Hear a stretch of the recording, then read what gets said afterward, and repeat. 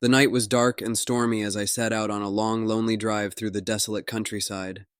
Rain pelted against the windshield, making it nearly impossible to see the road ahead. My fingers tightened around the steering wheel as I struggled to keep the car on the slippery asphalt. Lightning flashed across the sky, illuminating the twisted branches of gnarled trees that lined the road like skeletal sentinels. I should have turned back, but I had no choice. I had to reach my destination, no matter the cost.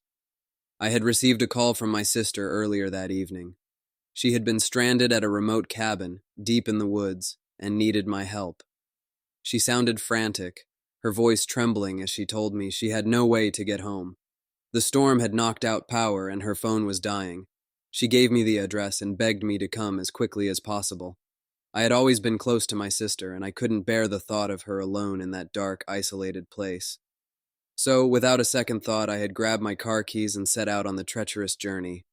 As I drove deeper into the wilderness, the rain grew heavier, and the wind howled like a banshee. The road twisted and turned, and I could hardly make out the path ahead. The only source of light was the weak glow of my headlights, which seemed to do little more than pierce the darkness. The minutes stretched into hours, and fatigue began to set in. The rhythmic patter of the rain against the roof of the car had a hypnotic effect, luring me into a sense of drowsiness. I shook my head, trying to stay alert, but the exhaustion was overwhelming. That's when I saw her. A figure appeared on the side of the road just beyond the reach of my headlights. My heart pounded as I swerved to avoid hitting her. She was drenched, her long matted hair clinging to her face.